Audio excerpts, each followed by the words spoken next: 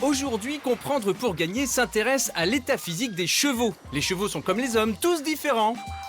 Aucun ne se ressemble. Oui, qui c'est? Ouais, c'est moi. Merci.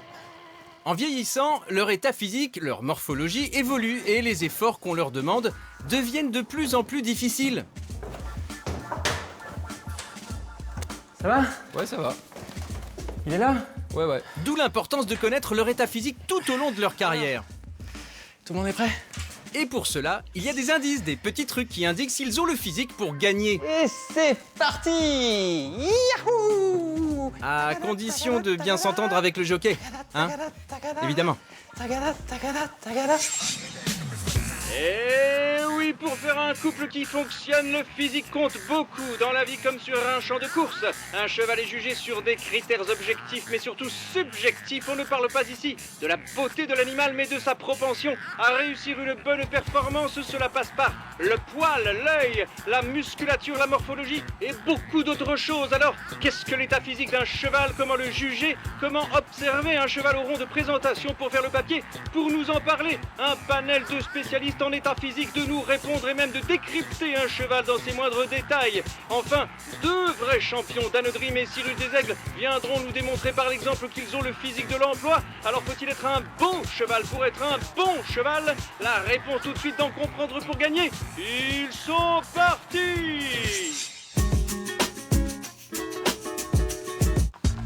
L'état physique, c'est un peu la photo d'identité du cheval. C'est l'image qu'il renvoie avant la course sur le rond de présentation, mais aussi après, où l'on juge s'il a eu une course difficile ou pas. Déterminer un cheval en bon état physique paraît finalement peu compliqué au premier abord, car il répond à des critères bien définis.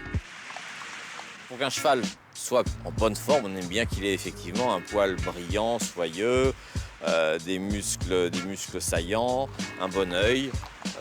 Mais tout ça effectivement dépend, c'est plutôt par comparaison. C'est un cheval qui rentre au paddock, qui est en forme, qui a beau poil, qui est gai, qui n'a pas de mauvaise sueur, qui marche bien et qui a l'air content d'aller au boulot.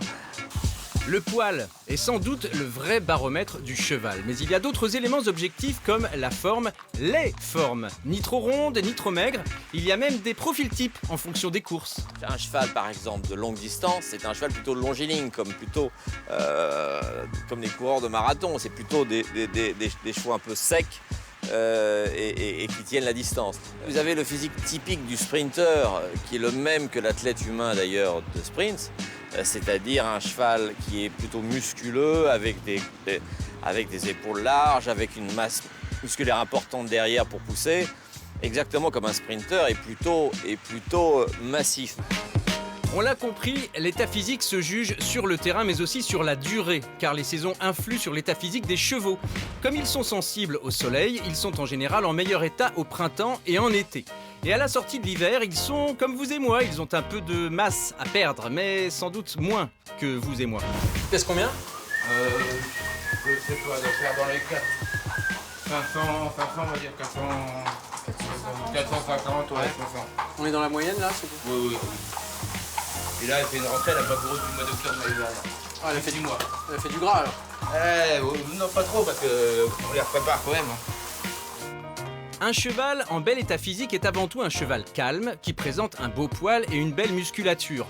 On dit souvent que le plus beau au rond de présentation mérite d'être joué. Ce n'est pas faux, mais cela ne veut pas dire pour autant qu'il gagnera la course. Souvent, les bons chevaux sont des beaux chevaux également, mais il y a des contre-exemples qui sont légion, de petites juments épaisses comme un casse-croûte de chômeur, qui sont des très bonnes juments. Donc, il y a vraiment de tout pour faire un monde, heureusement. Souvent, on dit un cheval a des points de force. C'est-à-dire que premier coup d'œil comme ça, vous ne le voyez pas vraiment très beau, puis quand vous le détaillez, quand même, il a quand même des bonnes choses. Donc, c'est vraiment une observation.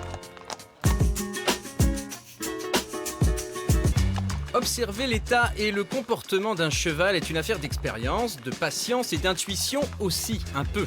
Avant une course d'inédit, nous avons soumis à Jean-Claude Dachy, propriétaire, un petit jeu audacieux et assez courageux.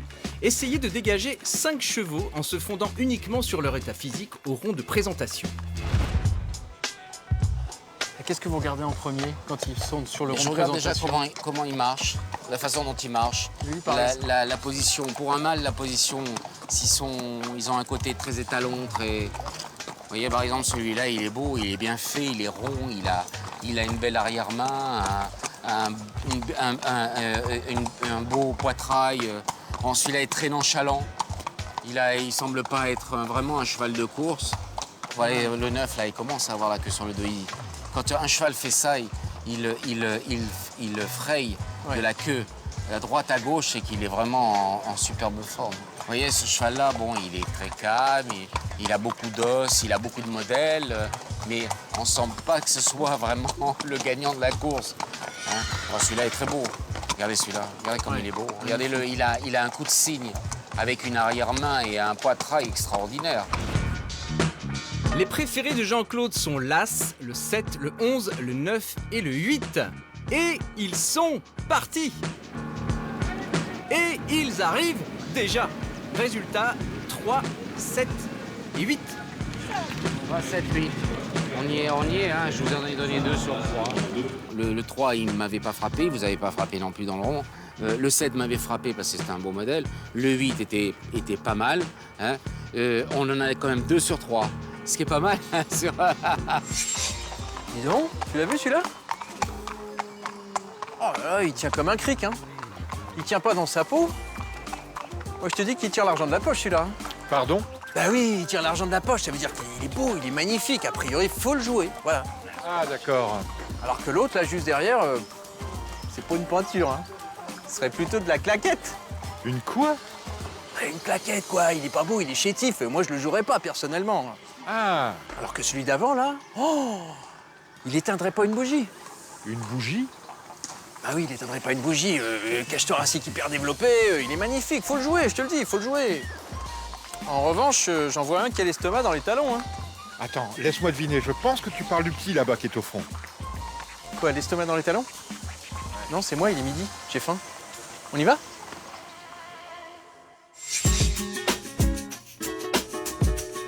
Dans l'histoire des courses, c'est souvent la belle victoire qui fait le beau cheval. L'exemple de Danodream en est l'illustration parfaite car cette pouliche, au départ, n'avait rien pour plaire.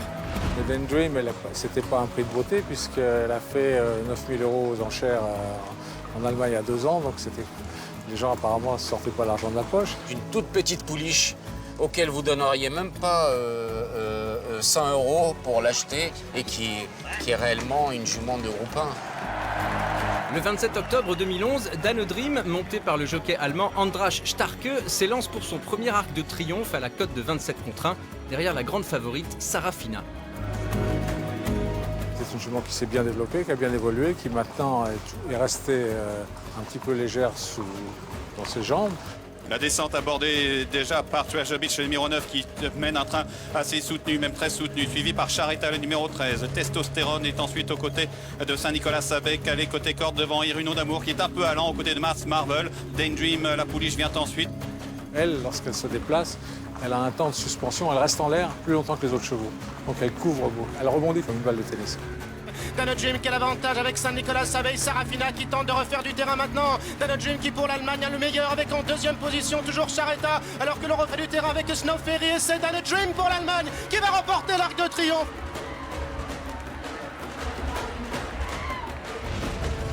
Le Lucien Barrière Grand Prix de Deauville 2011 avec un très bon départ d'ensemble. Ivoryland, le grand favori, Cyrus des Aigles et l'anglais Ted Spread, le numéro 4. Cyrus des Aigles.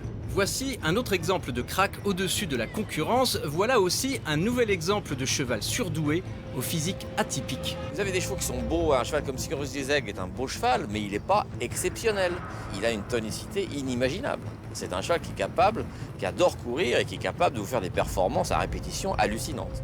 L'heure du tournant final avec le grandissime favori Cyrus des Aigles qui va tenter de s'imposer dans une 7e course de groupe. Lui, il est plutôt un peu grand, un petit peu décousu. C'est un cheval magnifique, surtout lorsqu'il se déplace. Je dois dire que c'est pas un concours de beauté, mais c'est surtout un concours de déplacement.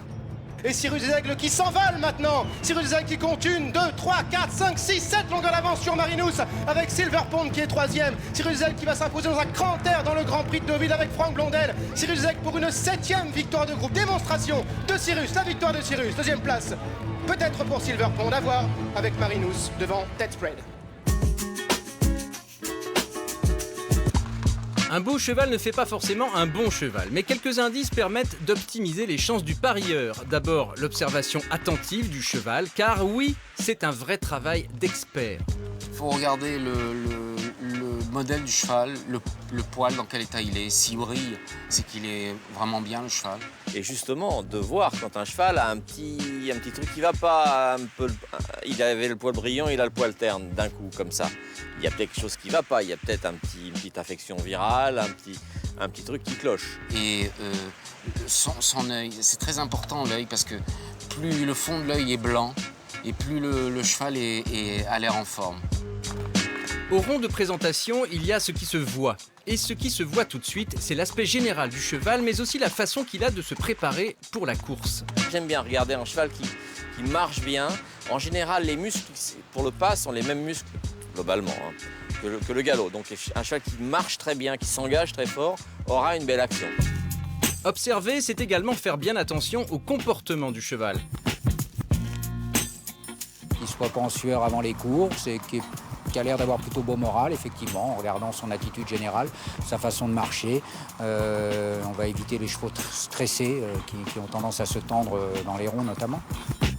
Chez le cheval, il y a donc ce qui s'observe, il y a surtout ce qui se sait.